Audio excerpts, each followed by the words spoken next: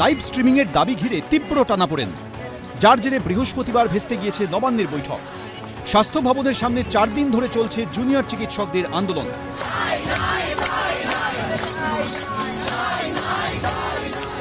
অসংখ্য সাধারণ মানুষ যেমন পাশে দাঁড়িয়েছেন আন্দোলনকারীদের, তেমনি ছড়িয়ে পড়ছে তাদের আন্দোলনের রেশ।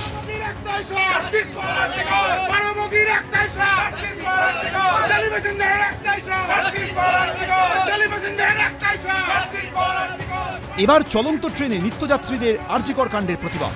নিত্য ট্রেন যাত্রীদের একটাই স্বর, জাস্টিস ফর আরজিকর।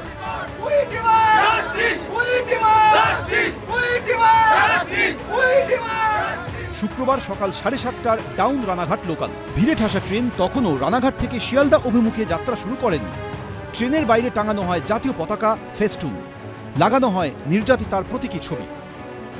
ট্রেন যাত্রা শুরু করতেই কামরার ভেতরে শুরু হয় স্লোগান, ওঠে বিচারের দাবি।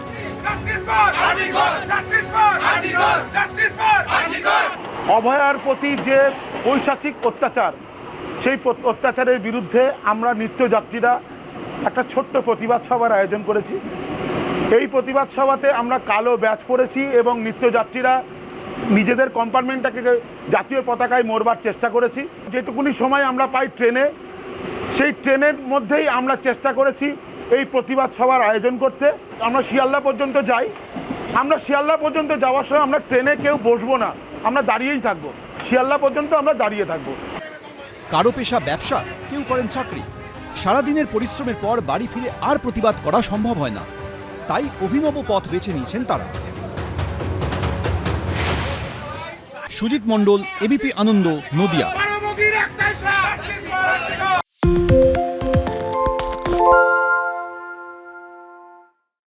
সত্য অন্তহীন, সত্যের খোঁজও তাই, সত্য সন্ধানে তাই আমরা অক্লান্ত, অকুতভয়। এবিপি আনন্দ নতুন ভাবনার প্রতীক, যা মনে মুক্ত, তথ্যে যুক্ত এবং যাবতীয় সীমানার বাঁধন থেকে মুক্ত।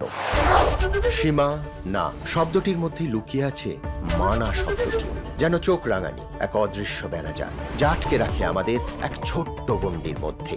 একমাত্র সঠিক খবরই গড়ে তুলবে এক মুক্ত সমাজ। সেই জগৎ গড়ার লক্ষ্যে কোনো সীমানার ঠুকুটি আমরা মানব না। এবিপি আনন্দ এগিয়ে থাকে, এগিয়ে রাখে।